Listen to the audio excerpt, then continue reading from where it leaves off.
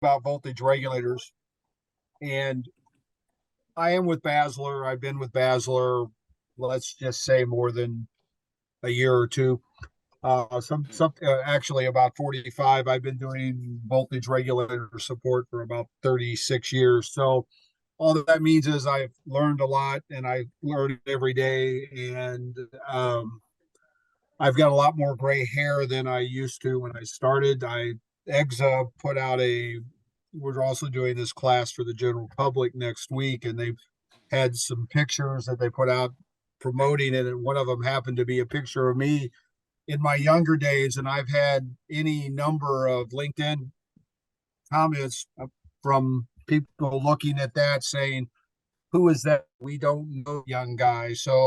That just means I've got a lot of gray hair. So hopefully that translates to an ability to give you guys some information on how voltage regulators work. Let me get rid of that. So what I want to talk about today is just fundamental automatic voltage regulator concepts, or AVR concepts. I'm going to talk about selecting and applying the voltage regulator. Now, how that gets done, and a lot of that's going to depends on how the gen set has been put together, or the generator, whether it came with a voltage regulator or not. Basler is a manufacturer, builds our own, and then we've built several versions of regulators for some major generator manufacturers, both here in the United States and over in Europe. So you may run into Basler regulators. There are other regulators in the market, gen set suppliers or generator suppliers, some other third-party manufacturers. And what I'm going to talk about is how they all kind of do the same thing in the same basic manner. We're going to talk about designing an excitation system, because that's what the voltage regulator does. It provides excitation to the generator to control it, and we'll talk a lot about that. So it could be a very basic or very simple device. A voltage regulator has one basic job on a generator that is operated by itself. But we've had, in the past, we started with analog voltage regulators, and now we've gone to a lot of digital. We still supply, or you'll see in the market, analog and digital regulators.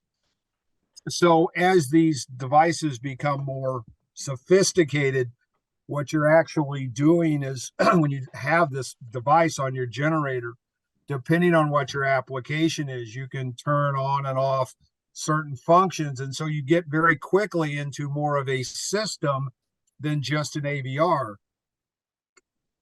And I'll say that quite a bit, as I've told you, I've been around a while. We used to do that with analog boxes that you would put a system together. Now it's all in one box. You turn the things on and off. We're going to just touch today on parallel operation for islanded generators. That's you parallel multiple gen sets together and support load. And we're going to talk about parallel operation when any goes, if you're ever tying your generator to the grid. Why? And so we're just going to touch on those. Those last two concepts, we can be talked about in other formats, other classes, including the. I didn't start with this, and I should have. I apologize. The book, the chapter 26, the automatic voltage regulation book, was written by several of our design engineers and several of our application folks, including myself. But it's not so much about me. I had actually added very little to the talk, or to the chapter itself. In the scheme of things, we have a couple of our other design engineers. The reason I'm bringing that up, if you have detailed questions about voltage regulation, that is a wonderful resource, because we get into the weeds with how regulators work when you're a single unit, how they're paralleled either to the utility or to one another. So it's just a really good reference. And course today whets your appetite and you're looking for a little more, you certainly can find that in the EGSA book. So what is a voltage regulator, automatic voltage regulator? Well, it's basically controlling excitation. Now, if you get one thing out of the class, it's that the regulator controls the voltage on the generator, and the governor controls the speed of the engine, which will control the frequency. And those two are very separate devices, but they can work together, especially the voltage regulator and how the frequency is responding on the machine, and how it can affect both load or frequency or load when paralleled together. But the governor controls the speed, the regulator supplies the voltage. It is a closed loop control system. And we'll talk a little bit about that. You may or may not understand closed loop control. We'll talk just a little bit about that. It's also I'm going to skip automation for just a second, and it's a paralleling tool, because once you parallel two generators together, you're running at a common voltage. Both generators are producing the same voltage. So as you increase or decrease load on the machine, the voltage should not change, but the load will change. So the generator's ability to supply current to those loads will change when you're parallel versus when you're in sync unit operation. We'll talk more about that. The reason I skipped it's an automation tool, because there was a time that was quite a feat to be able to tie a generator together onto a control system or a data acquisition system and control it and pull data out of the machine. Now, most digital devices, no matter who makes them, have that ability to talk over various mediums. You can talk over Ethernet or over a 45 port over Ethernet. So, or using Modbus or some other protocols. So there's a lot of ways to now where a voltage regulator, and again, this gets back into being more of a system, because you're not using it just to control the generator voltage, but you're using it to gather data. And I'll talk a little bit about what data is available to you. So an AVR has a very precise or very basic mission, and that's to control generator voltage at a constant level. Now, a lot of the generators, the voltage that they're going to create is going to be very dependent of the loads they're supplying. I know onboard ships, and I think you guys are all facility folks, is what I've been told, but onboard ships, I know they do a lot of 450 volts. And where we are, you can run at 480, you can run at 600, you can run at 4160. There's all kinds of whatever voltage that generator needs to operate at. Well, as always happens with Zoom calls, I apologize. I am not strangling a cat, if you can hear him in the background. I have a 22-year-old cat, and he gets quite loud sometimes. And likes to be heard. So can't hear it. You can or cannot? Cannot. Oh, well, that's too bad. You guys are missing it. So thank you, Dave. So we're talking about voltage regulators again, the voltage levels they operate at. So it depends on the application. Now, the regulators you may have to step that voltage down to match what the regulator can handle, but it can usually control within a couple, or 0.5% or 0.25% from no load to full load. We'll talk about that too. So the voltage, it's its basic job. Now, if you talk about a generator, and are the loads constant on that generator?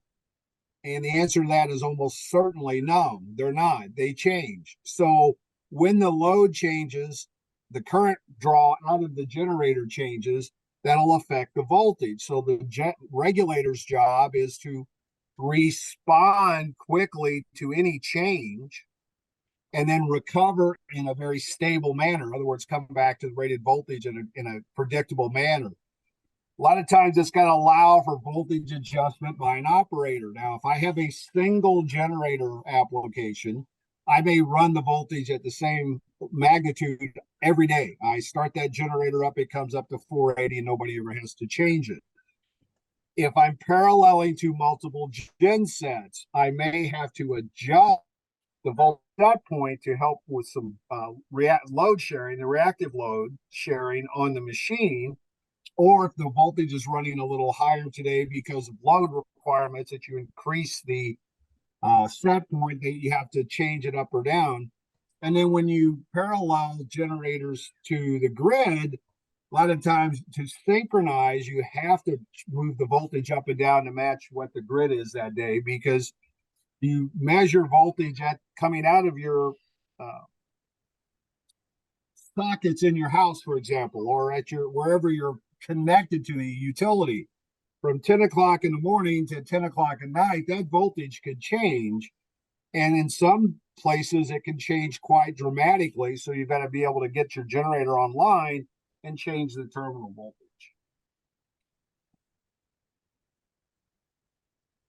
So why do you care about the voltage regulator? Because if a lot of times when we're giving this presentation, we're talking to gen set manufacturers. So as far as they buy a generator from a gen set supplier who's put an engine and generator together. That generator has a regulator, it's already put on there. So, okay, I've got a regulator, it's going to do its job. I don't really have to deal with it. And that's true up to a point. And what I mean by that is it's going to work. You start that generator first time you put it in service and you start it, it's going to make voltage. It's going to be stable voltage. You can measure it with a meter, and your voltage is just where it needs to be. But then depending on what your loads are, that response may change. So you have to do some things with the voltage regulator.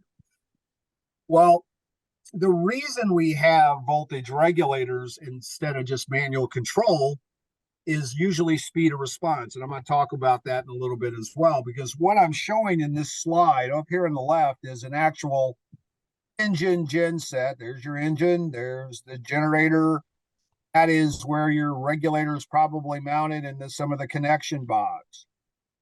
This is a control panel.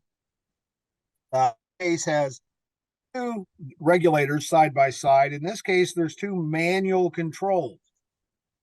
The difference between manual and auto with the voltage regulator is still supplying excitation.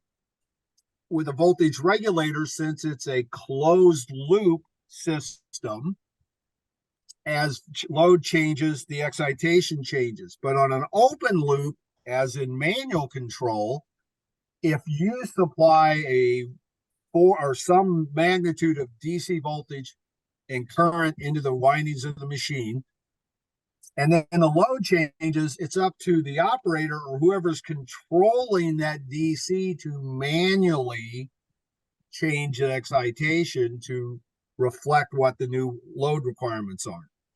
So that's great under steady state conditions. In fact, you may be surprised but maybe not, but up until 2003, many of the utility generators that are supplying all of our grid voltage were actually operated in manual voltage control. And people find very, very strange, because there may be issues with changes on the system. Well, the reason they could do that is because the units were all base loaded. They were base loaded for kilowatts, real load, for VARs. And if they needed to change the kVAR levels, their operators could do that on a slow and stable manner. And if the KW changed, on the grid on the utility side, you'd have peaker units to take those swings in load. Well, in 2003, and some of you may be old enough to remember this, there were a lot of blackouts, especially in the upper Midwest or up until the Northeast. And that's when the government got involved. And for once, that's probably a good thing.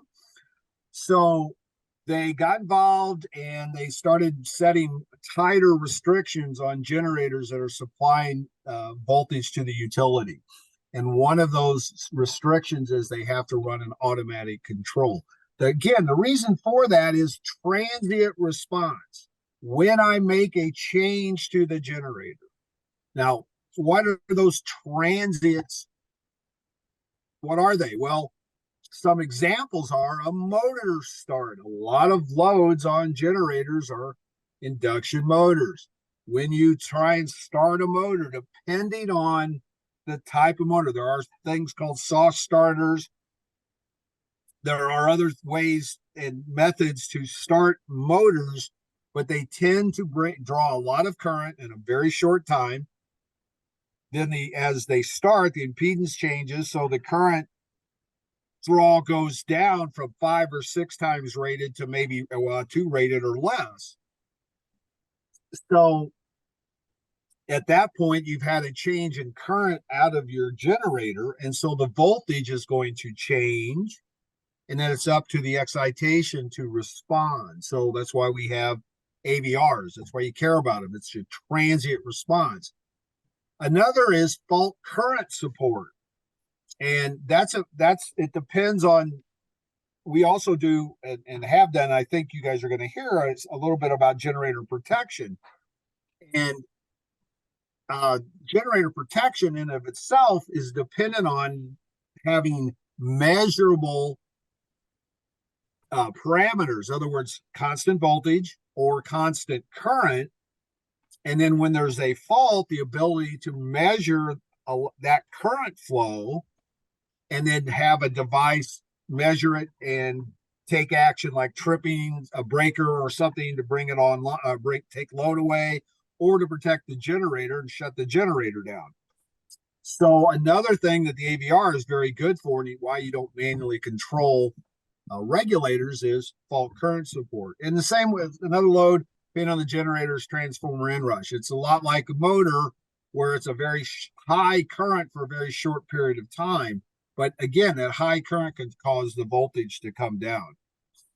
So another thing about the AVR is the high regulation accuracy. And I've got a couple slides coming up that will talk about that regulation accuracy versus manual control.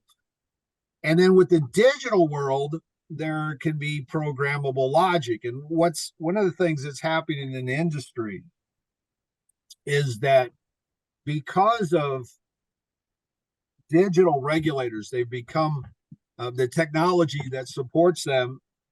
They can do a lot of things they couldn't do before. And one of them is, I talked about automation and communications. Another is how you set them up to respond and how you can do a lot of things for transient response and improve that. But you can also change the controls.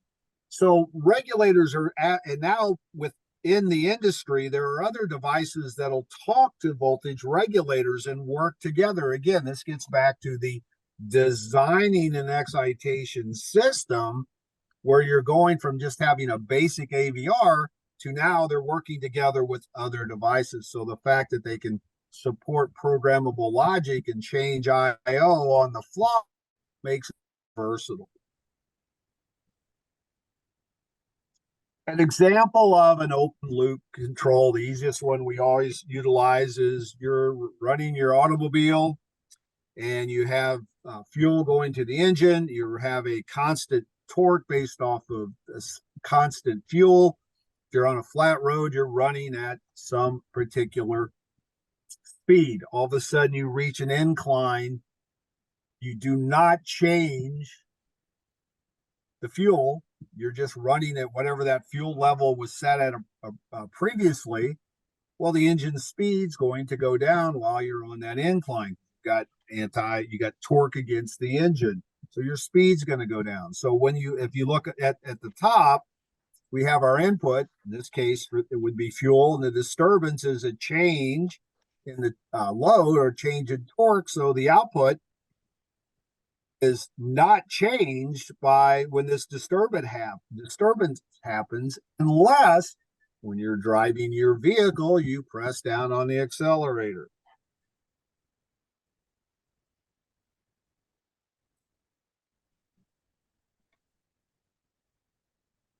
The other side of that, why we have a voltage regulator, for example, or even a speed controller, it's a closed loop system. So now I have an input, but I'm actually measuring feedback from the output. So basically, I'm looking at my reference point and I'm measuring how I'm doing against that reference point. That's my feedback. So this error signal changes. So if this is my cruise control, I'm running along at this speed with a certain amount of fuel applied, and then I start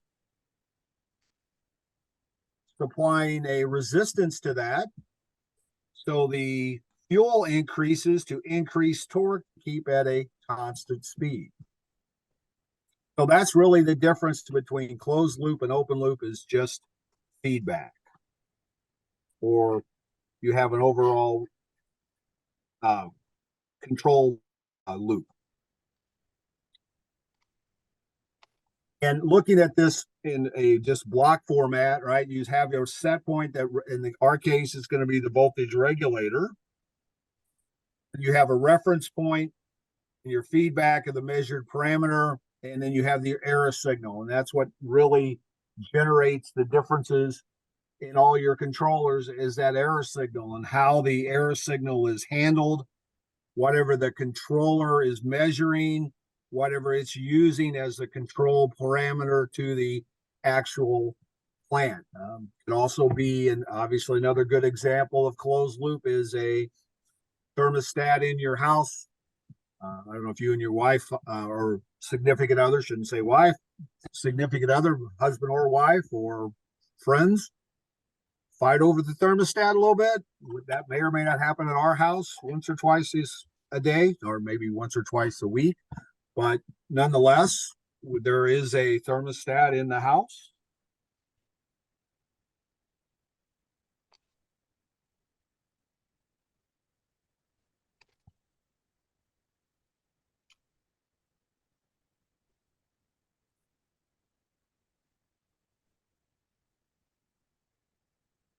With the voltage regulator, of course, we have a reference, which is your operating voltage that you want to work at.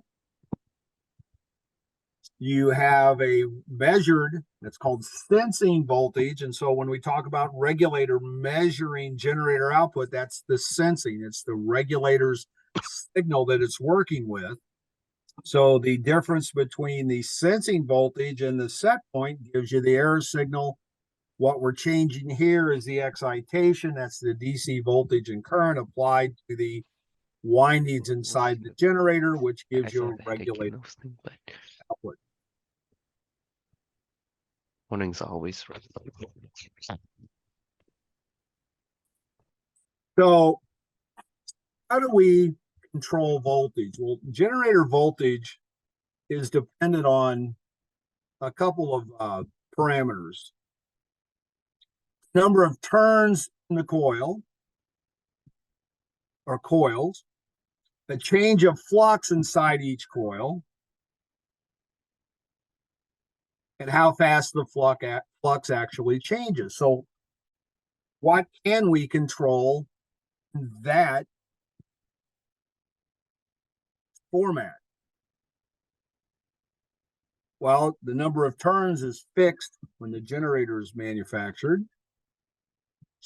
You could control speed, but we'd like to run at rated speed.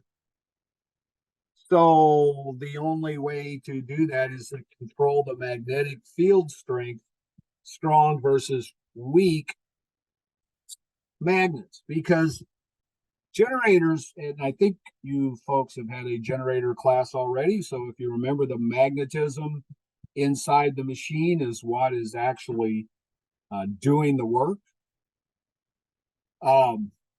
I personally feel like magnetism is one of the greatest, if not the greatest, discovery of things in mankind because, well, first of all, because it's kept me employed for a long time. But aside from that, look at our world and where we'd be without magnetism, whether it's electricity or all the other devices, computer controllers or whatever we're using with magnetism. So we could have a debate whether it's the greatest, but it is, I guess fire falls in there too somewhere, but it is still one of the best. And so because of the magnetism, what we're actually doing is putting a DC voltage into the windings of a generator. Now, depending on if your generators have ratings, they're rated at so many kilowatts, well, starting with so much kVA, how much voltage and current can they support, how many kilowatts it can support at rated voltage, at rated load. And so that's at rated kilowatt load, but also at rated power factor. So generators have excitation requirements. That means that if I'm running a single generator supplying load or voltage and current to the load, to get rated terminal voltage at rated current draw, I have to put in enough excitation to keep the magnetic field where I want it to be. So voltage regulators take AC voltage, rectify it, and ones in some formats take AC voltage and rectify it to DC. And then that DC is changed by the control mechanisms to change the magnetism of the machine. You can use just fixed DC, just like a battery. So that you have, if we're looking at the battery with wire and the coiled wire and the iron nails, and you, as you measure the current flow in the machine. So let me show you. Can you guys see this? I'm going to go ahead and run this video.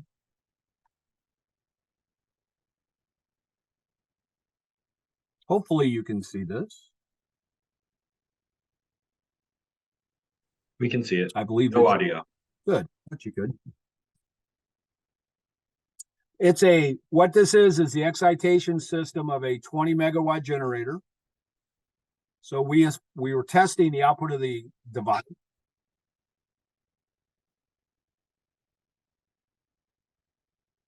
A very strong magnetic field was generated.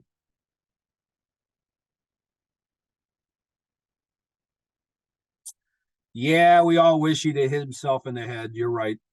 But I always supply that to show you that we're not kidding.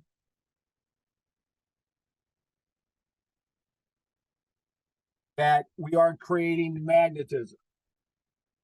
So the way that magnetism, it's the magnitude of that DC voltage and current, because a coil of wire, the field is a coil of wire and it has inductance. So because of the inductance, when you apply a voltage, you get an exponential rise in current. The current is what's actually doing the work. In that video of the gentleman that almost, by the way, who is now director of, or one of our directors in marketing, that was back when he did field service work, and he's the one that provided that video. But, and I always told him if he'd hit his head, he'd have gone viral with it. But that was a 20 megawatt generator. So we were supplying a couple hundred amps to get that kind of magnetic field.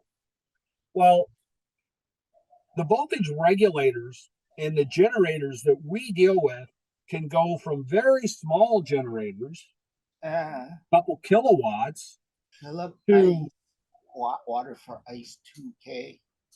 I'm sorry. Fill up some little bit. So it could go from That measuring cup. like I said, a couple kilowatts up to many megawatts. So with a magnitude of voltage and current may change. What it's actually doing inside the generator does not change. It's still magnetizing the machine to increase the output out of the generator. And that's what we were showing with that example with this is effectively a solenoid, right, with the magnetic field in this particular example where we were working with a 20 megawatt hydro turbine. And one of the reasons we talk about things like this as well is it really doesn't matter what size generator you're dealing with.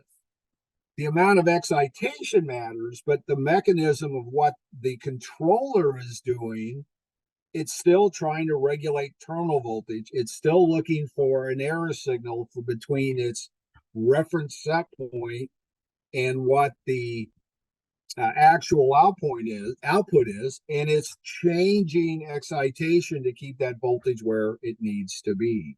So whether it's applying 1 or 2 amps at 10 volts, or 1,000 amps at 250 volts or 375 volts, doesn't matter. The controller is the same, it's doing the same function.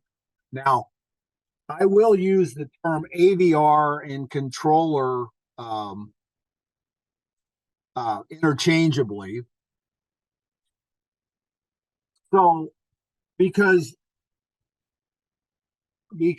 what we're actually dealing with is the control of the machine. And so depending on whether that's an analog upfront controller or digital, it's still providing a control function. So a lot of times digital devices are called more of a controller and analogs are called more of a voltage regulator. But in reality, it's either done digitally or analog. It's still got one job to do the AVR voltage. So one of the generator characteristics is terminal voltage versus field current.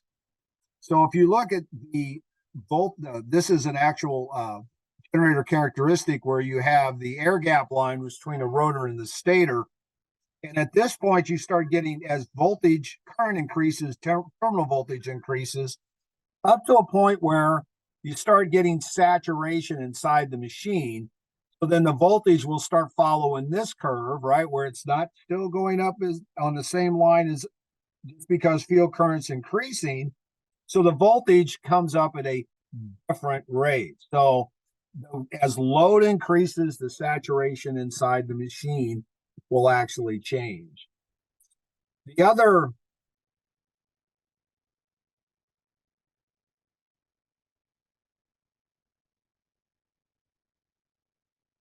there we go. The other characteristic, and this is what we were talking about, how we control a generator. And we said that, go back, we said that because, the flux, we can't change the coils. But since we've got a rotating element, we could change how fast we spin that rotating element in that magnetic field. So instead of changing field current, I could put fixed field current in a machine and speed it up or slow it down. This curve, which is called a volts per hertz curve, is if I'm on a 60 hertz system, and I have, again, fixed field current applied, I run at rated voltage, and for talking purposes, let's say that's 480 volts at 60 hertz. If I drop the speed down to 30 cycles, half speed, I'm going to have half voltage. And if I keep dropping the speed down, the voltage will respond accordingly. Now, we like operating at 50 or 60 hertz here in the United States, all 60 hertz, maybe some 400 hertz stuff, but mostly 60 cycles. And the governor's job is to keep the engine running at 60 hertz through all from no load to full load. So the regulator's ability to do its job is dependent on whether the governor, the controller, is doing its job or not. Now, I will tell you that most governors do a great job. Doesn't matter who the manufacturers are. If you've got a good, they can keep constant speed, but there are times where you don't really know if you're having a problem, whether it's the regulator or the governor. So as a troubleshooting tip, I will tell you to blame the governor all the time, because it's always their problem, because the regulators never fail. Now, from an AVR guy, that probably doesn't surprise you, and of course that's not true. But if you can run at rated speed, you ought to be able to run at rated voltage. And if you are running at rated speed and you're not at rated voltage, that's probably a regulator issue or an excitation issue. If the speed is moving around and the voltage is moving around, that literally could be more of a governor issue or a speed control issue. Because the regulator's depending on running at constant speed so that it can move up, that can keep this voltage as the frequency stays constant, and as load, if load increases, I still run at rated speed and I want to run at rated voltage. So in reality, what happens with these, as you get down here around like 10 hertz, the linearity may change a little bit, but for talking purposes, this is a very good curve, that this volts per hertz. Now, keep this in mind, because we're going to talk a little bit about some other characteristics of under frequency as it responds to, or as it comes into play with voltage regulators.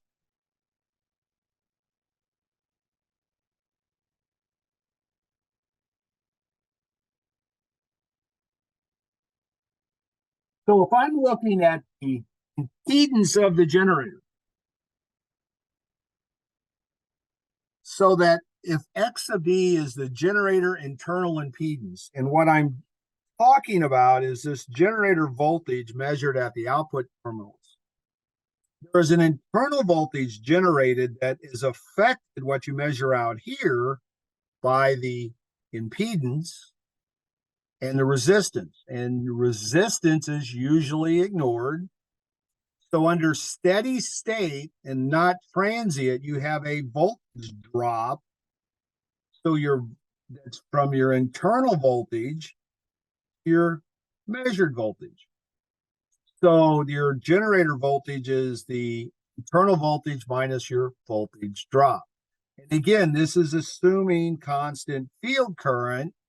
As current is applied to the machine and you pull current out and I don't change field current, my terminal voltage is going to change.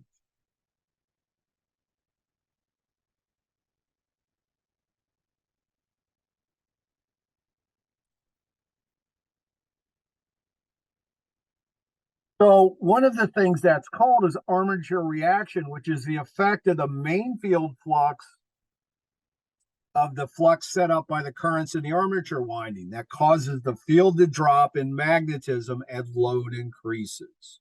So that's what I was just talking about with this voltage drop as the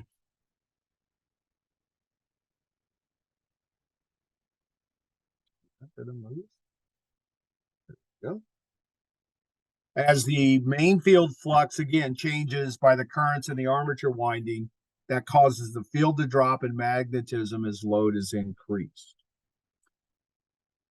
Now, when I'm going to this point, I want to talk about excitation control systems, the reason for that, this is not really a designing talk, but it's important to remember how a generator is actually excited. So you can have a exciter, and normally you have a rotating exciter. Most, and it's a big number, but I would be hesitant to give you an actual percentage, but somewhere above 95 to 98% of the generators being built today under a certain size, and let's say 50 megawatts, are brushless excited. So you have a rotary brushless excited generator, which means you have the excitation from the external source, voltage regulator, is going into an AC generator, or in the field of an AC generator, producing AC voltage that gets rectified by the rotating rectifiers, and those rotating rectifier output gets applied to the main field of the generator. There was a time, then you may still see it, where you had DC generators as the actual rotary exciter. Those could be mounted on the same shaft. They could be belt driven. They could have a separate control. It could be an MG set where you're supplying DC from a generator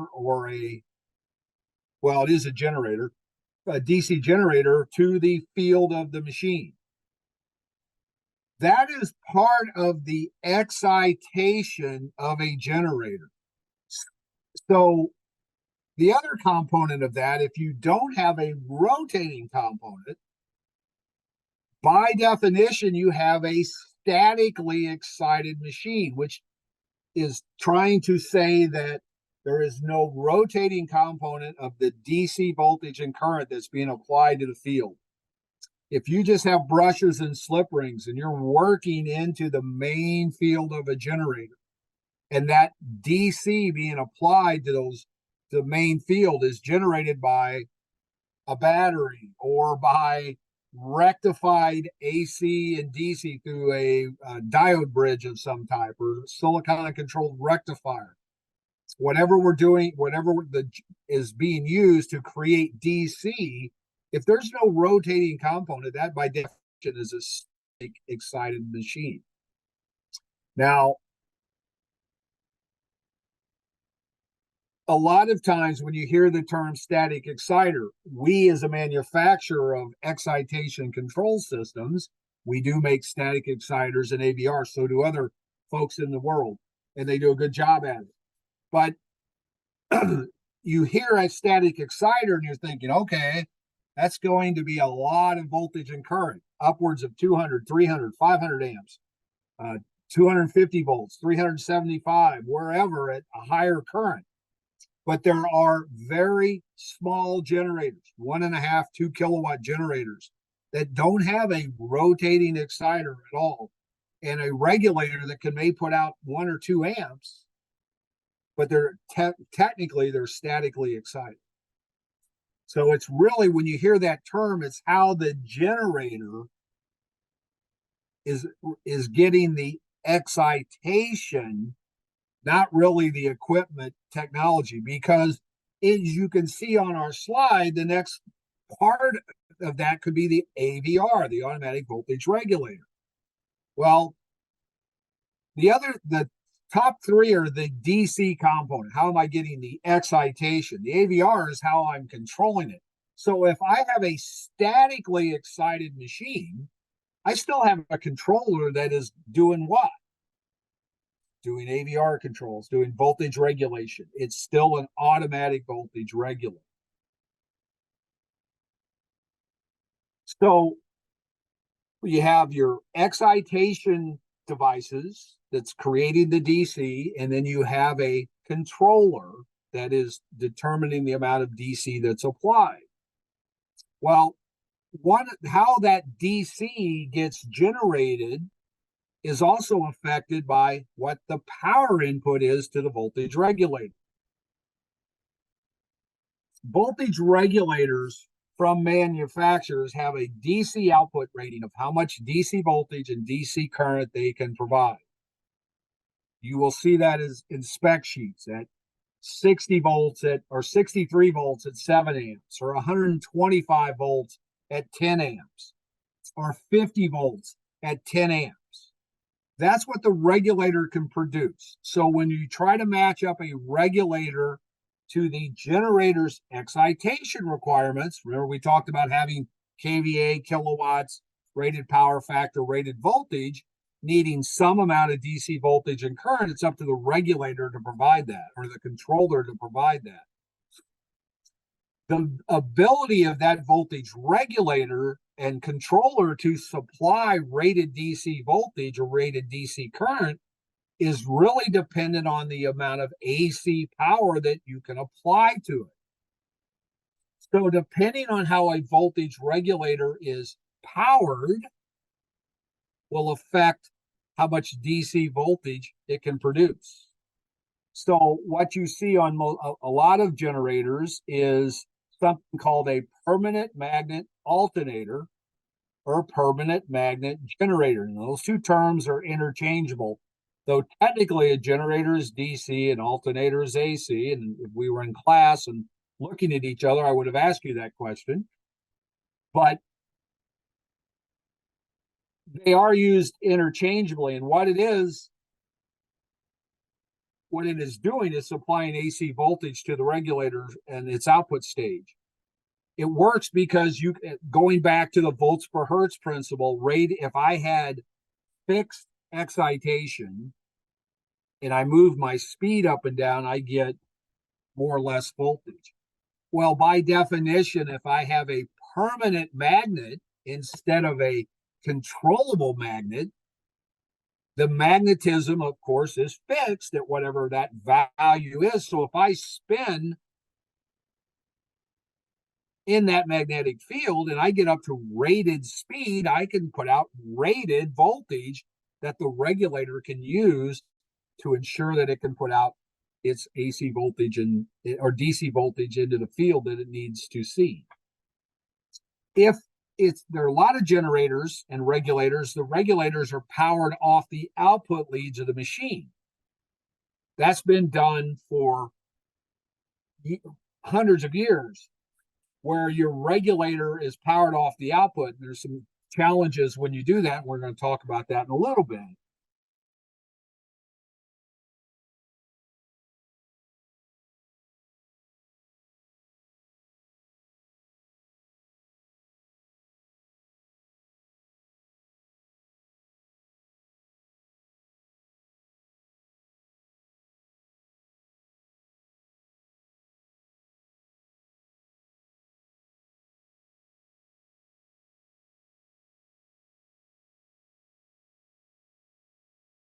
That 24 volts or a smaller value of that into the field, controlling the output of the machine. So I adjust the field current to adjust voltage.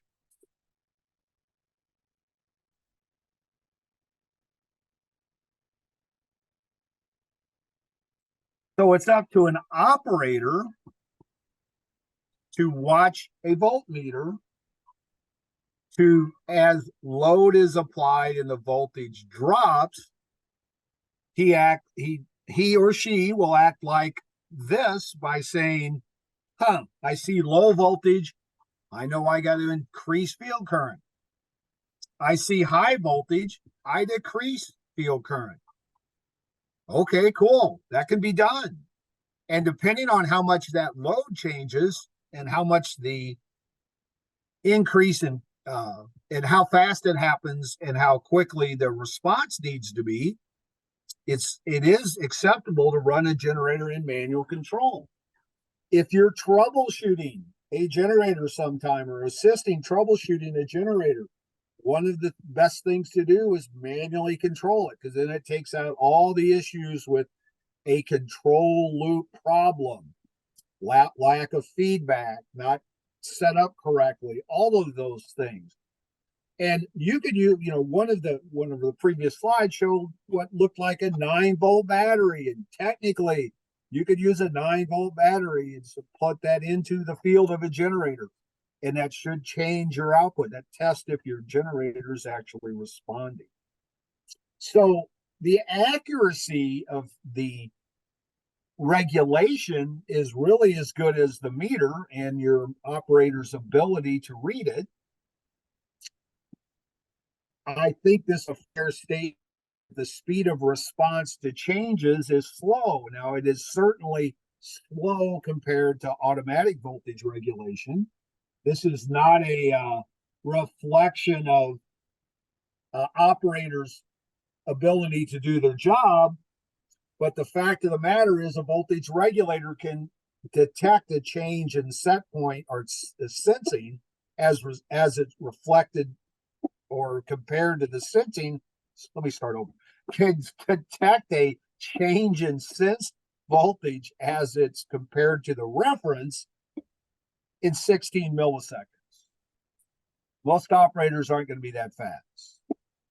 So, though manual control can give you very stable operation, it doesn't give you very good transient response. So, this is an example of this red line is the average three-phase voltages. This is terminal voltage, and this is over time. I intend for this slide, I'm not trying to show any specific voltage. That's why it's not, there's not grid marks or reference to it or nor time. Because in this example, it's really not a function of what the actual times is. It's the overall concept that when I have a generator running along and I apply it with load, I hit it with load. If you remember my example, we were talking about the armature armature reactance, that as soon as I apply load and put current, the voltage drops. So the initial drop is a function of the impedance of the machine. There's nothing the control systems or regulators can do about the initial drop. That's a function of the generator characteristics. But what the regulator or what happens then is I see a drop in voltage. I have some recognition time. So then once I recognize that the voltage isn't where it needs to be, I have to initiate a response. That response can be, I have to increase, in this case, increase the magnetism. So I have to increase DC voltage and current. How do I physically do that? Well, depending on what your controller that is generating the DC, what it has for changing its output. It could be a potentiometer. It could be a very small potentiometer that can be turned very quickly. It could technically have a push button where Yeah, you see, have in to this Zoom class, raise the camera's or off, thank goodness. But that's me. where you could Turn where off you the can camera. have raise or lower contacts coming in, and the device has to change according to those. It could be a large rheostat, not just potentiometer, but a rheostat that literally looks like a steering wheel or bigger, depending on what the source of the DC is, that has to be moved. So even if an operator has pretty good recognition time, the actual response time is going to change or could be very, very long. So I have an overall recognition time plus my response time. And that's with load applied. So I get a voltage drop. Well, the opposite of that is true as well. If I have load removed, and if I needed, for talking purposes, 20 volts here at 2 amps, because I have a 10 ohm field. So then I had load applied, and now I'm running at the same voltage, but I'm putting out 40 volts at 4 amps. And then now that load is removed, I've got that 4 amps of current in the winding of the generator, even though I don't need it because the load has been removed. So what's my voltage going to do? It's going to increase. And I'm going to run at that higher voltage until it's recognized that the voltage is high, and I do some corresponding response. Of these two, this was not a full load rejection, but partial load, and the voltage went high where you still have some load applied to the output leads of the machine. You could cause damage very quickly. This is a situation where the load is applied, or a load is applied, and you have some other motors connected to that load. If the voltage drops too low, your motor starters can drop out. So they have a time delay, but this is where the response for both of these conditions become important. Now, a manual control can take several functions. This is a MVC device, manual voltage control. And what it actually does, it's an auto or manual adjust or a controller, so that the voltage regulator that is used in conjunction with this, its output is connected inside to this, some terminals on this device. And inside this device, that output of the regulator goes through contacts, is then connected to the field. The power applied to the voltage regulator also comes through another set of contacts on this switch. So when I'm in the auto mode, the regulator has power applied to it and its output supplied to the field. When I go to the manual mode, the AC is going into is being rectified, and the amount of DC supplied is by that potentiometer, is adjusted by the potentiometer.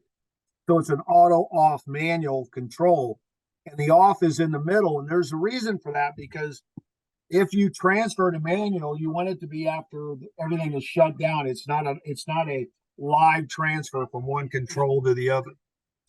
This is also another type of manual voltage controller or regulator, where the actual output is regulated based off of a set point, but it is not looking at generator voltage to change output to regulate terminal voltage. It's regulating the DC voltage.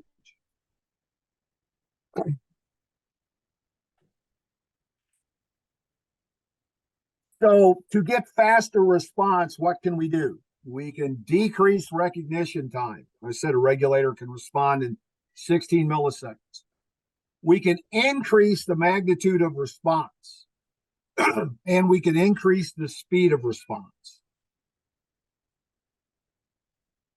So in this case, with this slide, now when the load is applied, this was the manual. This is what happened in an auto. The drop is still the same, but this is the output of the voltage regulator. So to ease the initial drop, I was running at 20 volts at 2 amps, no load. I get a drop. So now all of a sudden I increase and put as much DC in the field as I can. That's increasing the magnitude of response. Because if I'm doing this manual control, the maximum amount of DC that I can provide is how much DC I have available. And if it's just a battery or it's a regulated DC power supply, that's all I get. Well, in a voltage regulator, we have those rated output voltages of 63 volts or 125 volts and 50 volts. That is the continuous output rating and how much current it can provide. 7 amps, 10 amps, 10 amps, whatever it is.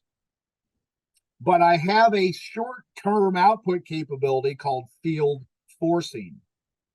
And that's the ability to supply up to 140% more field voltage in corresponding field current to increase the magnitude of response to get the recovery time a lot shorter. So in this case, on this slide, I increase my field voltage, the corresponding current, and I start driving terminal voltage back up, and look that I'm that much faster where I've come back to rated. So the regulator senses that, okay, I'm back where I started from, so its output starts to drop. Now I get slight increase in voltage, and it comes back. I get one overshoot and one undershoot, and I come back to rated terminal voltage. I can change this characteristic of how much overshoot and undershoot I get back to rated terminal voltage. That's increasing the speed of response. So I can change the magnitude of how much field current I put in with a voltage regulator, and I can also change how it responds. And then on this load removal, what happens is the regulator will shut off. A standard voltage regulator will shut off. Then there are devices inside the regulators. It's some diodes, flyback diodes or whatever, connected in parallel with the field, that when the regulator shuts off, you're going to dissipate the energy in the field, causing the voltage to decrease. There are some other specialized outputs you can do. You can actually supply negative voltage to the field to try and get it to come down. Those are negative forcing regulators. Those are not common, but they are very specialized and they work very well. But you can change the response to changes in terminal voltage by changing the field voltage and corresponding field current. Okay, Nathan, you with us? Yes, I'm here. Let's take it's 12:03. Let's take a 5-minute break and then we'll finish up. All right, let's come back 8 after. 8 after will work. Thank you. They say I'm ready. I want to just touch on one thing with this. This was really to show our response, but this whole response as you get back to rated to help is part of what's called tuning voltage regulators. So that's where I was really talking about when you have a regulator supplied from the generator manufacturer, and it's going to work, it's rated, and it's stable, no load or steady state, but the transient response. So there are some things that gain on the voltage regulator. It could be an analog or digital using PID controls or other methodology to change the response. So that's part of tuning a regulator to match up with the actual generator it's being used on. So this is there we go. Some voltage regulator examples of this one happens to be a digital regulator. There is no display, but there are some LED indications. These are both analog regulators. Now, if you notice, they're very small as far as height, if you will. All the leads are exposed, but the components, except for the top of them, and this is a actual relay, this is a capacitor, that's the actual output stage, that's the heat sink assembly. But these are all potted regulators, and one of the reasons regulator manufacturers started potting voltage regulators was environmental concerns, including moisture, of course, or condensation, or flat out just rain, depending on where a generator is mounted and where the regulator is mounted on the genset.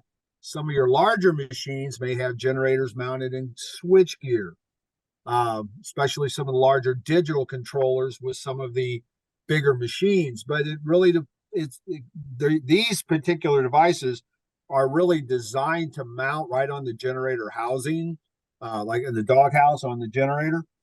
They don't have to be; they can be mounted anywhere, but that's why they're in those potted material. The other side of potting is just, quite frankly, trying to protect intellectual property as well.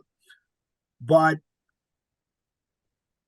there are other reasons for that, and vibration is another, because if you have a genset, you mount this regulator right on the genset, it's going to be subjected to any of the vibrations that engine causes, Or if it's a rental set or a generator is mobile and it gets moved from place to place, that's going to cause vibration as well.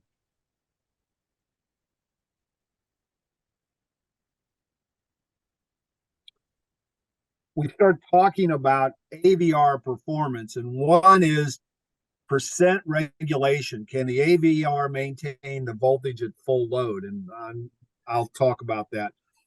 Thermal drift is depending on what your ambient is, what the regulator is, where it's mounted. Now, depending on that answer, whether a typical 1% for a 40-degree change in ambient and ambient 40 degree C change in ambient, that's a pretty wide range, but it could be very, depending on where the generator is, it could be very well susceptible to that.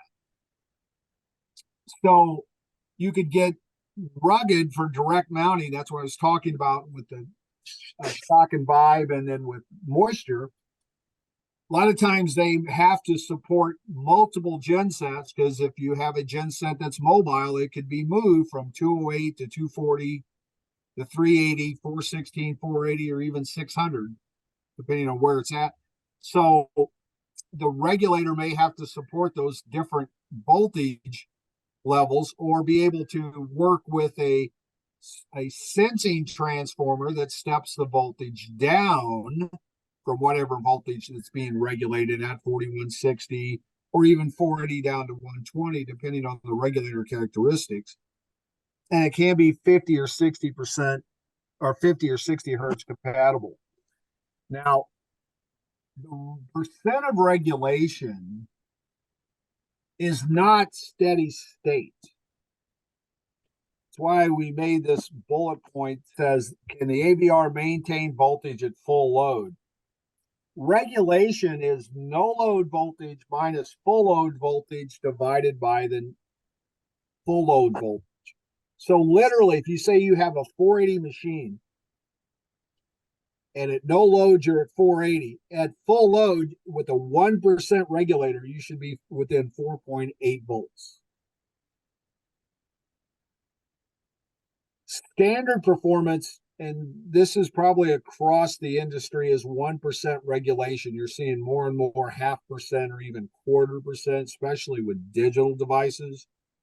But even with analog regulators, a lot of them are 1% accurate. Now, practically, what does that mean?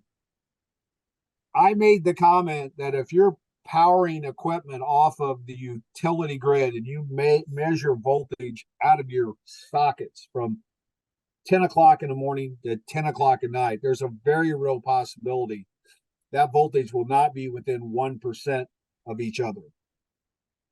That's not a bad thing. We have the best grid in the world, at least for now. And that's very good performance. But now if I'm running on a generator, I need to be within 1% from no load to full load. Well, what's really driving that accuracy requirements is what your loads are. If all you have are lights and some motors that have to run and stay running, if it's 480 at full load and 485 or 480 at no load and 485 at full load, or 475, because it could go the other way very easily, I don't really care. I'm producing enough voltage for the generator. But if I have very critical loads where very susceptible to load changes or voltage changes, then this accuracy is into play. But the thing to remember, it's no load to full load. Steady state regulation is a whole different issue. If I'm running at even a fixed load or no load, and I'm looking at, let's say, a digital meter, most regulators, going back to 480, let's say you have a decimal point on your meter, so it's 480 point whatever. Most of the time, steady state, you're going to be 480.02, 0.9, maybe 481 something, 479 something. But it's right there, steady state. It's a lot better than 1% or maybe even 0.25% steady state. If it is not, if your voltage is fluctuating under steady state conditions, going back to the tuning of that regulator with the generator. The gains of the regulator may need to be adjusted because a good voltage regulator should be able steady state to control your voltage right on the nose. There shouldn't be any drift or shouldn't be any change over time. What have we learned so far? The AVR controls generator voltage. It's a closed loop system and adjusts field current to maintain generator voltage.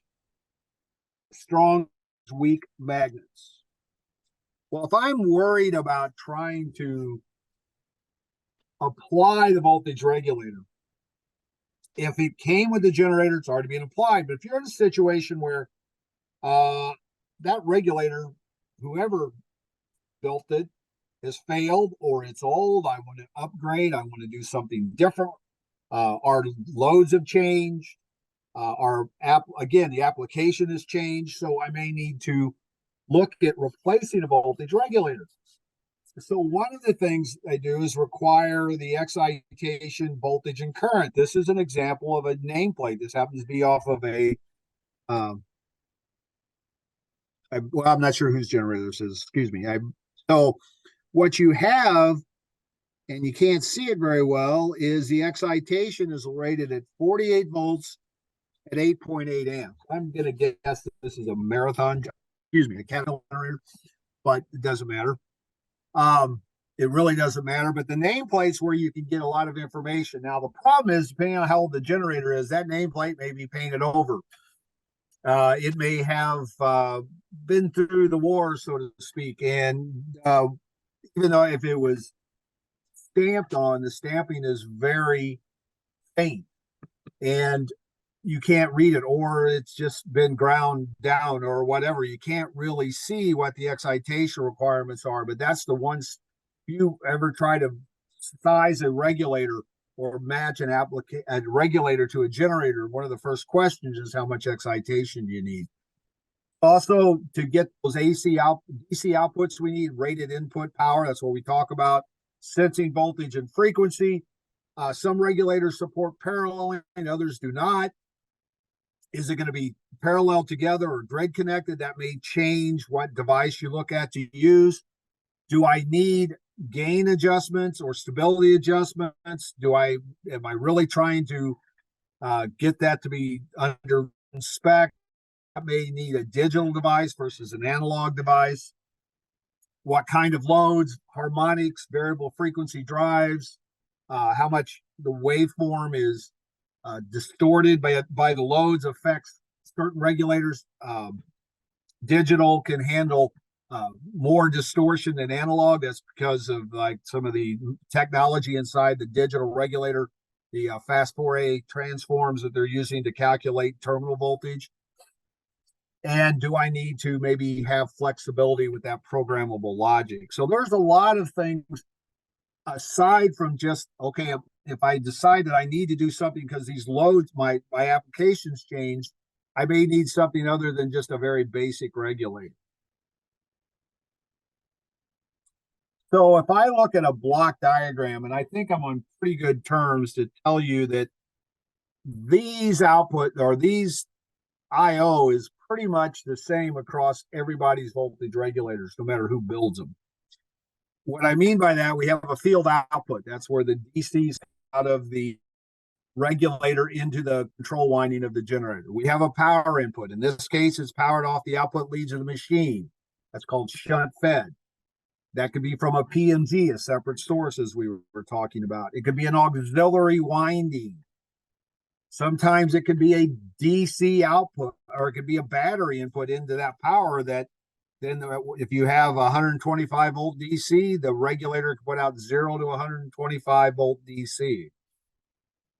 I have sensing inputs, which are the ability of the regulator to measure the output of the generator.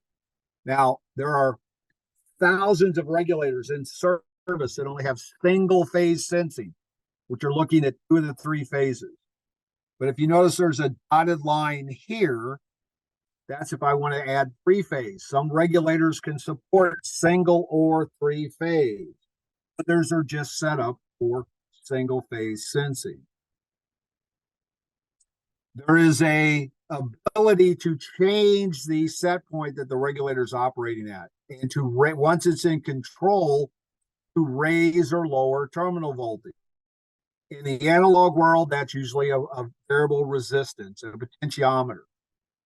In the digital world, that could be contact inputs from a switch, from a PLC. It could be done with digital regulators via communication, whether it's proprietary software that the manufacturer supplies, or it could be done over Modbus or Ethernet over Modbus or other mechanisms to talk to a controller.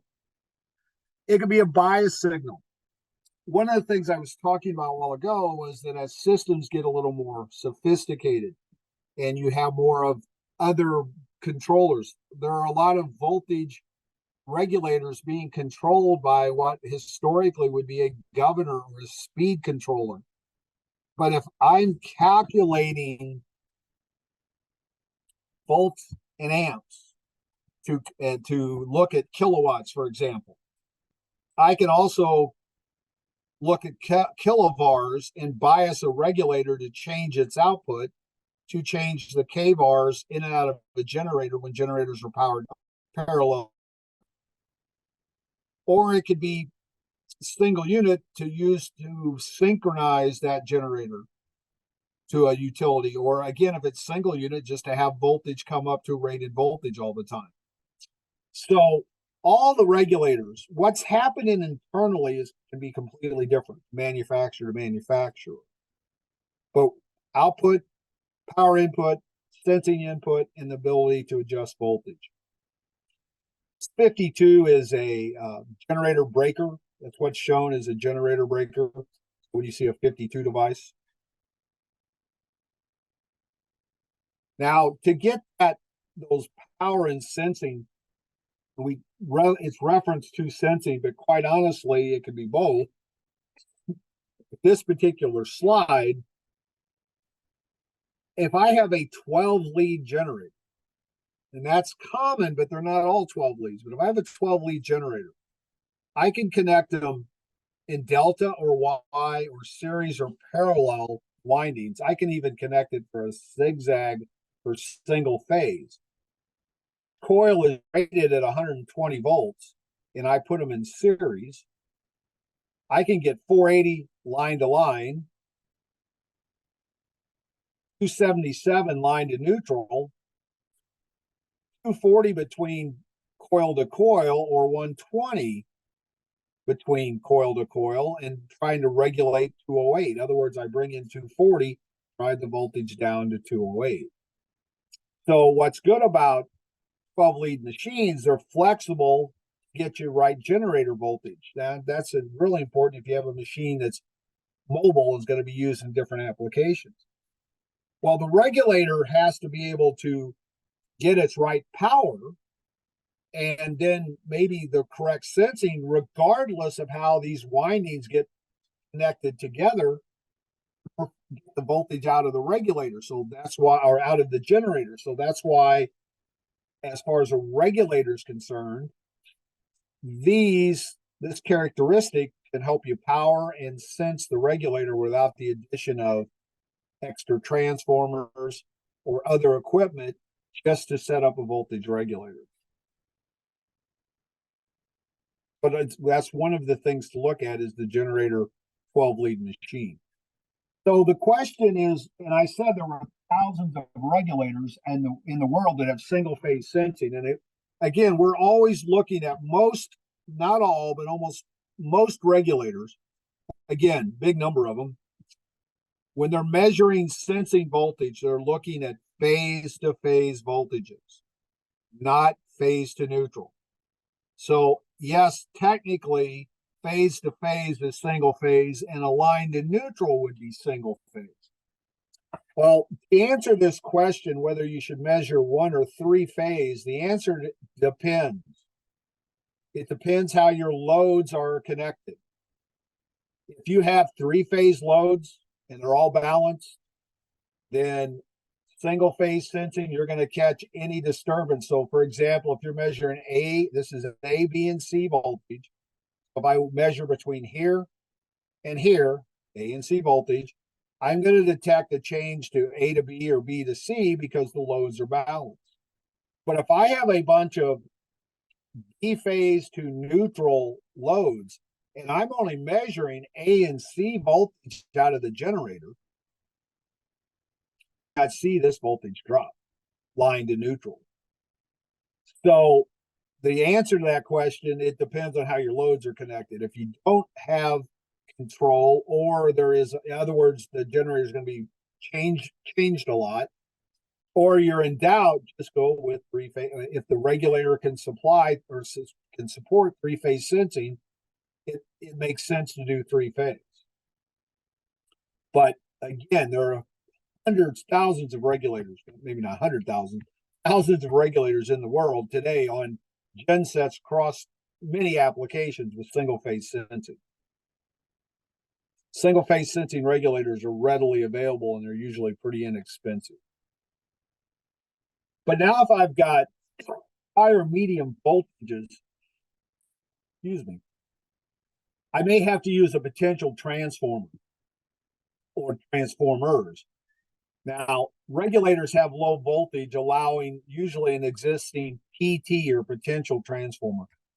There are sometimes you will see this labeled as a VT or voltage transformer instead of potential transformer, because sometimes people will call a PT a power transformer. So try and keep those two separate, sensing or metering PTs, and I'm calling them potential transformers. A lot of times those sensing transformers are labeled as voltage transformers. As you can see, I've been around a long time and I'm going to revert calling them PTs. Now, they're also fused a lot of times, especially in high and medium voltage applications, fused in the primary for safety. Now, you will not see many regulator manufacturers showing you to put sensing fuses, but it's not because they're not worried about safety. They don't want to lose the ability to measure terminal voltage. But obviously, if there are codes when you install the PTs or install your regulators, and you have to worry about, safety. Safety is number one importance. So if there have to be fuses on all the inputs to meet those requirements, by all means, put them in.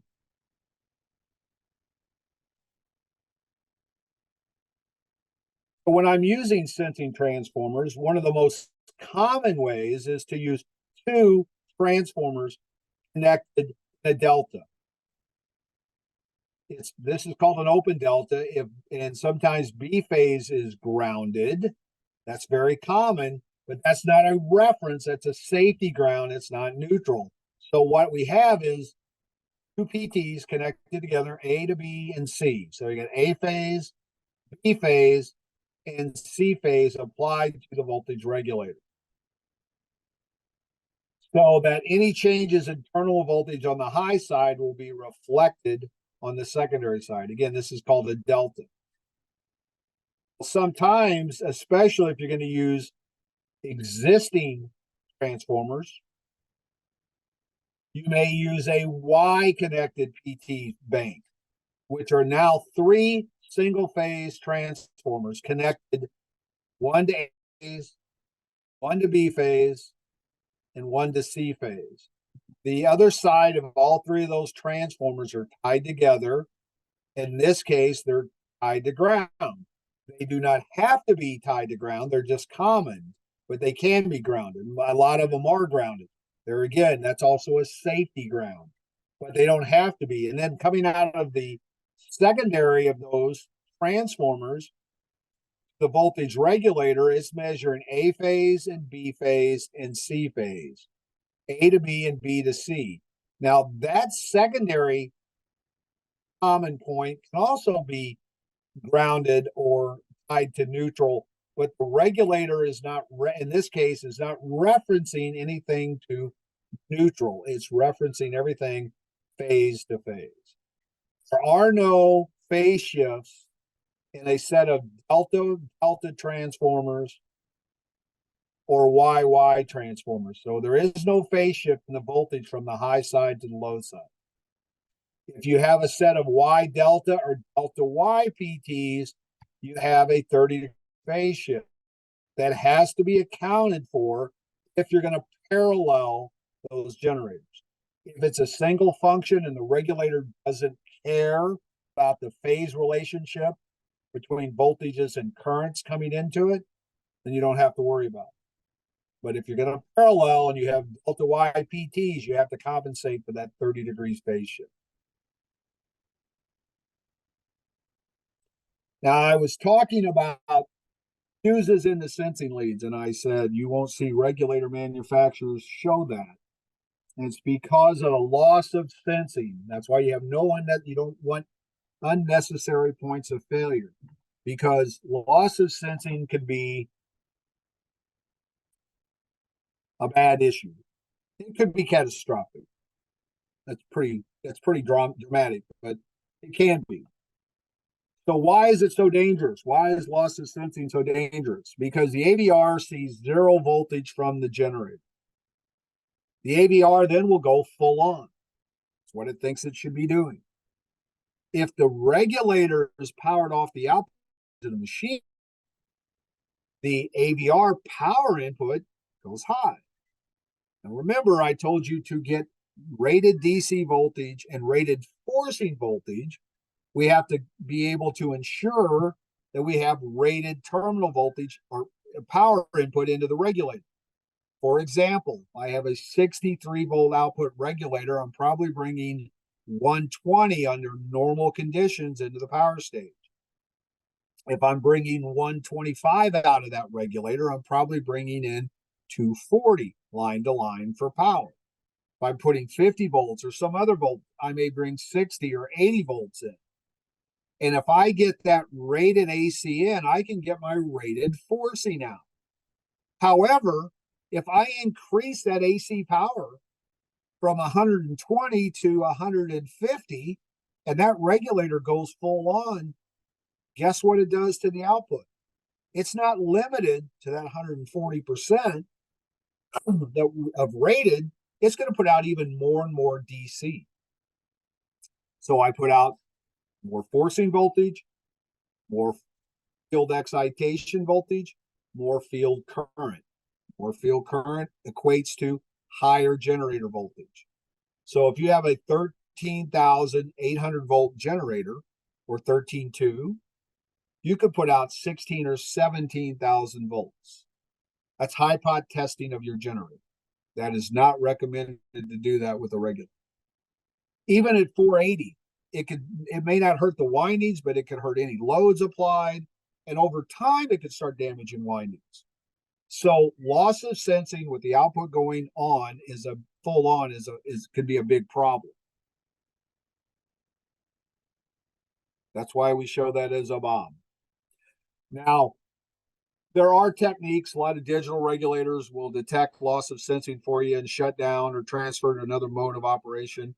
You can do protective relaying to do loss of sensing. So there are other techniques to address it, but understand that loss of sensing for a voltage regulator can be a very bad thing indeed. So let's talk about AVR power sources a little bit. If I have this generator with this shaft supplying mechanical energy, I can also spin a PMG. I can have a motor genset supplying power. I can step down off the terminal voltage. I can actually use, if I have load current, I can use the secondary of a CT to generate voltage to power the regulator. And in some cases, I can actually use a battery to supply that voltage to the regulator to allow it to do its job.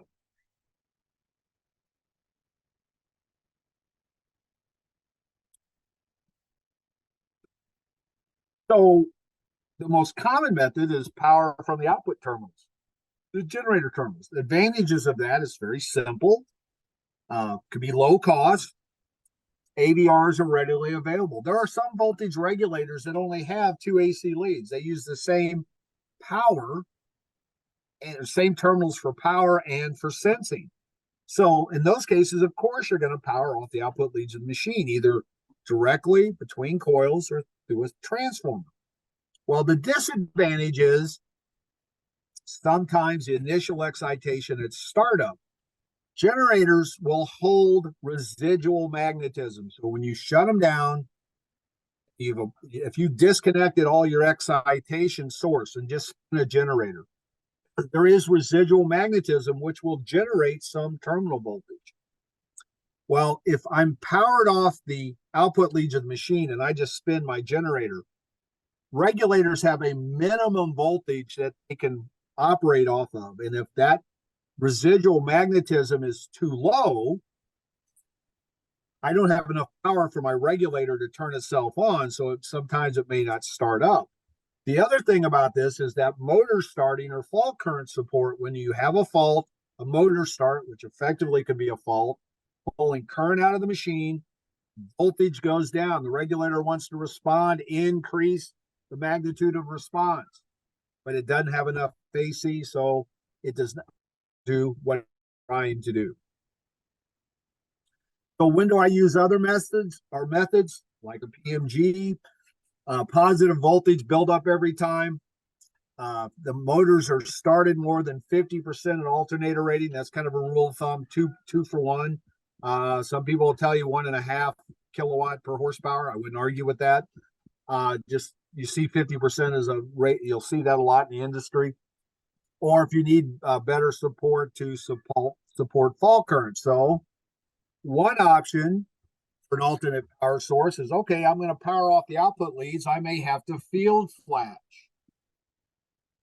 a PMG or a residual, or excuse me, a auxiliary a winding that can be used to power the regulator that is not affected by generator loading. That's the current boost system. That's taking a CT, show you how to do that. And then, like I said, the auxiliary winding is also an option. So if I have a field flash scheme, and this is an automatic scheme, so you may or may not be, this may or may not be applicable. You can set up where, and field flashing is just the ability of supplying a separate source, in this case, a battery. Then you probably, with this battery, you may want to limit the amount of current that this battery, you draw out of this battery when you field flash. And that depends on several things. One is, what's that battery being used for? For example, if it's an engine gen set, is that battery being used to start the engine? And if it is, then you may want to limit that draw. The other is if you're starting up and you have more battery voltage than you need on produce rated voltage at no load, you get a lot of overshoot when you field flash. So you tend to put in a resistor, though you don't have to. When I was talking about using a 9-volt battery to charge a generator or to control the generator, you can also use a 9-volt battery to field flash. But it depends on what you're trying to do with it. Now, for sake, do not show a voltage regulator in this system. Regulator is connected, the output is connected from here to here. It's basically in parallel with this whole circuit. So most regulator manufacturers make really good voltage regulators. They make really bad battery chargers. So when you have a regulator connected and you apply this battery, you don't want the regulator to try and charge the battery. So you block current flow coming back into the battery by using a blocking diode.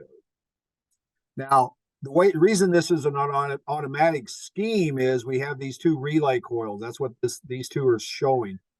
A2 has an AC coil connected or rated to pick up at 50 to 80% of whatever this output voltage is. So A1 is the actual control relay. So you have one of K2's contacts in series with the coil of K1.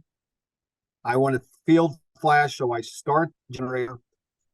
This contact, K1 pulls in, K1 closes, the battery's applied to the machine. The voltage starts to build up. It's to a point where K2 picks up, drops out the coil of K1, drops out K2's or K1's contacts. But automatically starts and then drops field flashing. Again, that's there to fortify residual magnetism. You don't see it a lot on brushless machines, depending on the manufacturer. However, there are some manufacturers that have low residual magnetism because of the air gap in the rotor and stator. It's not a bad thing. It's just the way they're built. So that if that's the case, you may have to field flash even with a brushless exciter. If you have a permanent magnet generator, which many regulators have that, or an auxiliary winding, you don't have to worry about field flashing. The only time you may have to field flash, and even if you're powered off the output leads, generators will hold residual magnetism. If a generator runs often, that magnetism becomes fortified. It's running, you may not ever have to field flash. Technically, you could field flash manually. You don't have to worry about all these schemes. If you do it with the regulator disconnected, you could just put a battery across your field, spin your generator, see if it starts building up magnetism, disconnect the battery, reconnect your regulator, and then it goes away. It just runs. If you have to do it with the regulator connected, that's when you want the blocking diode on the battery, because you don't want the regulator to turn on and try and supply charging current. So flashing the field can be done manually, can be done automatically. We talked about what a PMG, small permanent magnet generator, rotor spins PMG, stationary windings produce power. That power is applied to the voltage regulator. That means it's immune to loss of residual and helps with short circuits, helps with motor loads. Hence, why most new generators are going to have PMGs, because it is a very good thing to have. But PMG connection can be single or three-phase.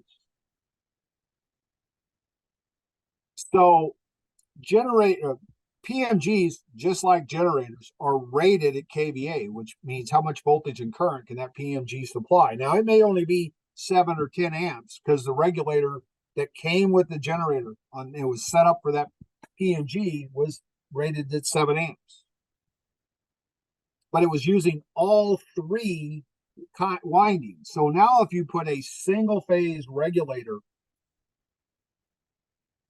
power across 3 phases of PMG, that PMG is no longer rated for 10 amps. It's going to be derated by square root of 3. So depending on how much excitation you have to produce,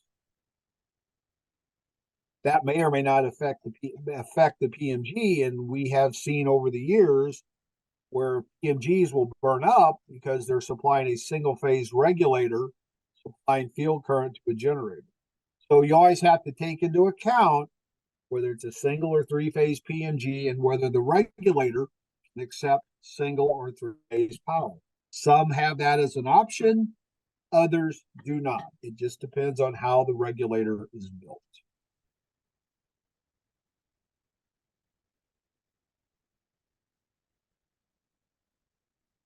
The last thing we want to talk about involves excitation power sources is this boost system that I was talking about. Now, a boost system is, in this case, is just going to supply constant power to the voltage regulator.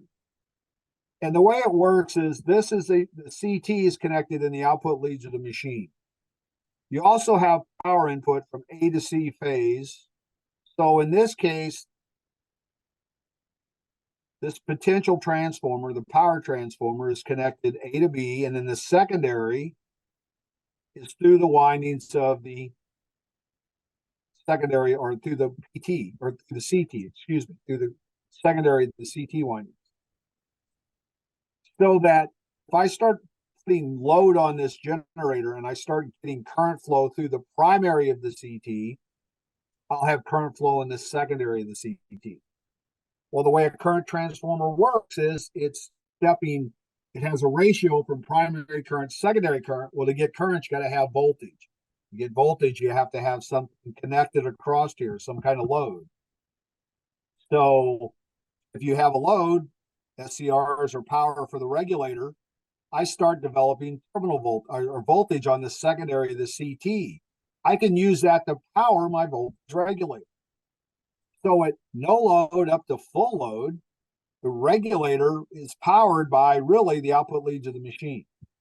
But then if I have a motor start, which can be 3, 4, 5, 6 times rated current, the voltage will start to collapse, but there's more current flowing through the current transformer, which means the secondary of the current transformer puts out more current.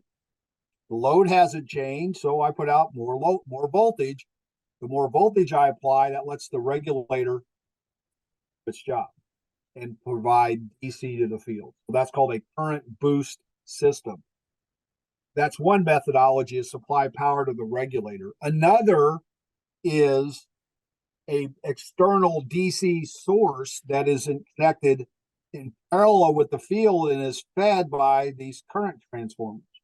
So instead of powering the regulator, it's used to power a DC power supply. These are also called CBS modules or boost systems. So when those tend to have a operating point, so as long as the terminal voltage is above a certain value, the only thing supplying voltage to the field is the voltage regulator. If the voltage drops too far, the boost system can then be turned on and it'll contribute field current along with whatever the regulator can produce, allowing the generator to do motor starts or support fault current. So I talk about that, and I realize you guys are mostly facility folks, but you'll see boost systems on board ships a lot because because a lot of gensets may or may not have PMGs. So you'll, especially in legacy stuff, you'll see all kinds of boost systems being in use, because sometimes PMG, though they're good to have and new generators have them, they're not always used on retrofits. You can put a generator sometimes if you have enough PMG on the end of the shaft, if you have enough room. But if you don't, you have a boost system that can be used to help you under motor start condition.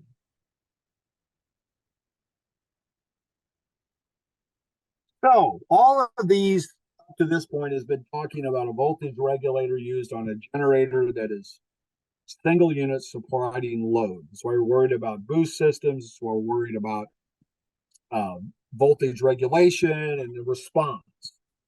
Well, if I'm going to change the application, now talking about paralleling with voltage regulators,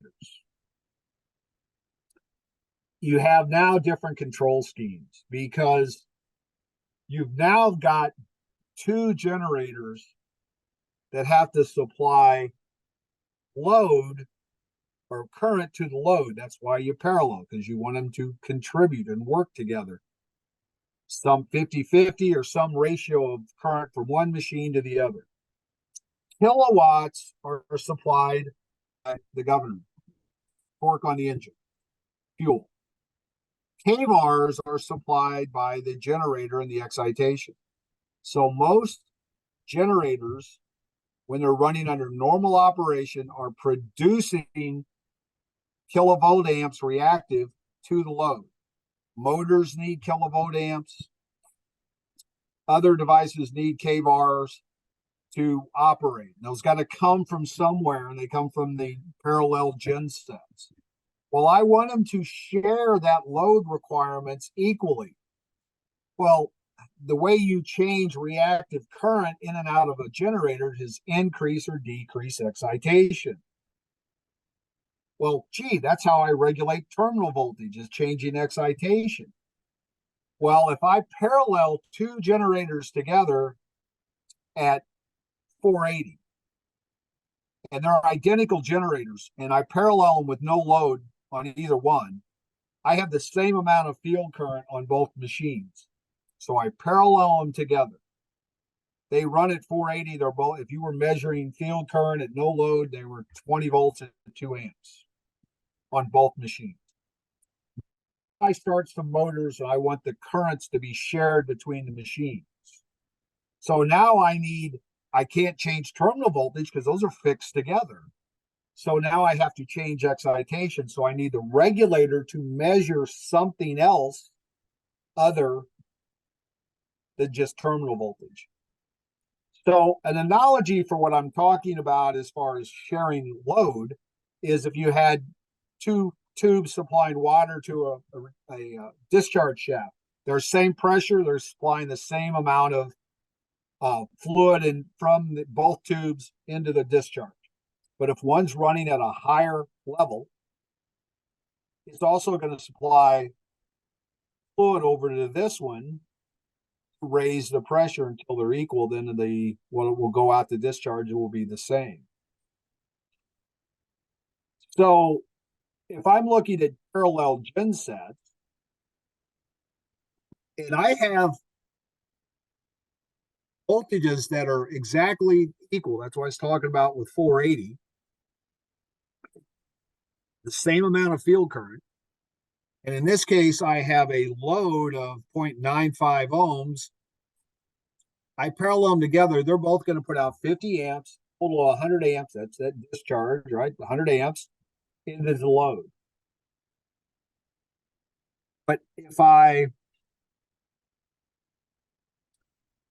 mismatch the voltage from 101 on one to 100 on the other,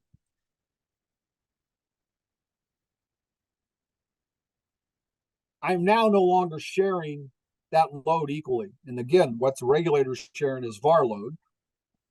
So now I've got 42.25 amps out of one and 55 in the other. This one's working harder than that.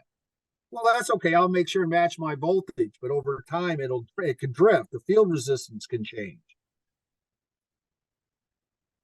So now look what happens if effectively I'm at 111 volts on G1 and 100 volts on G2. What's the regulator on G2 doing if it's set for 100 volts and it measures 111? Starts to shut off because it says, I'm trying to regulate terminal voltage and it's too high. I need to increase or decrease excitation. Well, this one's operating at 111. This generator is going to run at 111 volts. If the excitation from the regulator or the excitation system goes down, it's still going to run at 111 volts. So it's got to pull magnetizing current in the form of VARs, reactive current, from the other generator. So now this generator is supplying 107 amps of current, 105.5 going to the load because I've raised the terminal voltage. But I'm also supplying 2.25 amps magnetizing current into the generator. This one acts, G2 is acting as a load to G1. So they are not paralleled. In fact, they're working against each other. One's acting as a load. This synchronous generator is turned into an induction motor, is one way to look at it. So I don't want them just to look at terminal voltage. I want to be able to measure reactive current. I do that by now applying a CT to the voltage regulator, current transformer, to measure current flow to detect VARs. And I do that, and it's called putting droop into the voltage regulator. So a reactive droop compensation circuit. So basically those settings on that voltage regulator can be by a rheostat if it's an analog regulator, or fields of a communication software if it's a digital. But I have a 5% drop. So that means that if this is per unit voltage, 1.1 per unit, or even 0.9, if I have 5% droop dialed in and I start supplying a CT signal to the regulator, because of the phase relationship between the voltage and current, when I have reactive loads, as opposed to kilowatt or resistive loads, my voltage and current are no longer in phase. So I can measure that phase relationship, determine their reactive current, and adjust my voltage out of my regulator accordingly. And the amount of reactive current that I respond to is part of the droop setting.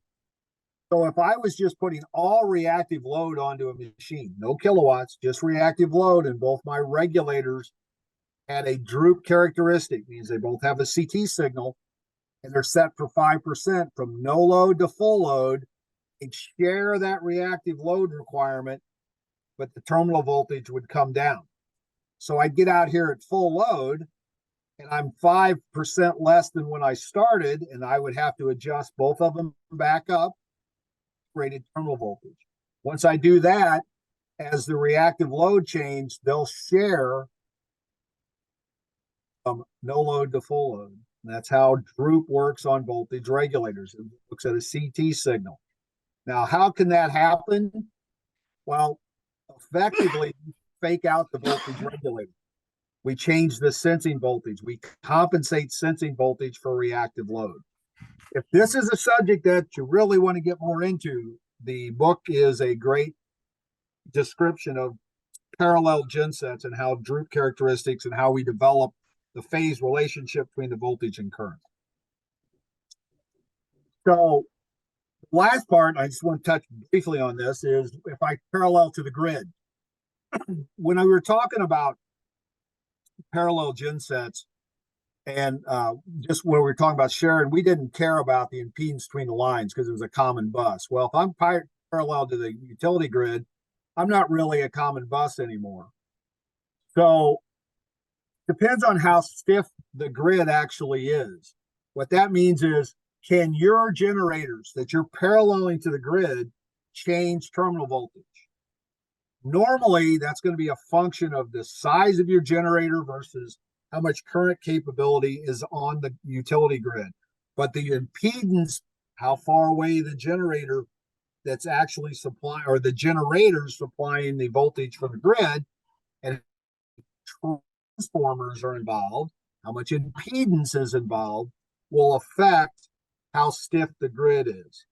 Most of the time for our size generators, and whatever exit that means to you folks as well, usually with exit we're talking 5 megawatts or less, but whatever, they cannot just control, they can't adjust terminal voltage. So you have to not just run in droop, but you can actually put an active VAR or voltamps reactive or power factor controller into the circuit, which controls your excitation. So instead of just responding to, oh, my terminal voltage changes, I'm actually controlling the output based on the amount of volt amp reactive on each machine, or the power factor on each machine. Now, power factor is a function between kilowatts and kilobars, and the phase angle changes. So as you're measuring that phase angle difference, you can detect what the power factor is or the bars are. Then you can either regulate bars to a certain level, or kilowatts change, you can change your bars to regulate the power factor. It all depends on how you want to operate. It's just changing what the regulator looks for. And really, it's just doing this by looking at a different reference instead of just voltage and a sensing and a reference giving you the error signal to the field controller. Now I'm measuring voltage and current, and I'm looking at a set point of either actual volt amps or the power factor, and that error signal is going to change the field power. So it's just an added level of control. Here again, if this is a subject that you like a lot and want to find some more information, the exit book is a very good option. There are some others out in the industry too that you can find some information on paralleling generators to the network. So at a minimum, when you parallel to the network, you want to run in droop, but more preferred to run VAR power factor controller. There's also some protection elements can put in where you don't let the generator get in bad situations when you're parallel. That's called limiters. And then that allows you to parallel and synchronize easily and so that's it. Right on time again. I don't get a prize for this, though, do I, Nathan? No, but thank you for wrapping up. We appreciate you. There was a question and I wasn't sure if it I'm got sorry, answered. I was not seeing them, so The question was, what is the source of power to the AVRs? Yeah, it could be like I said, it could be any number of things. The PMG is most common. It could be the output leads of the machine.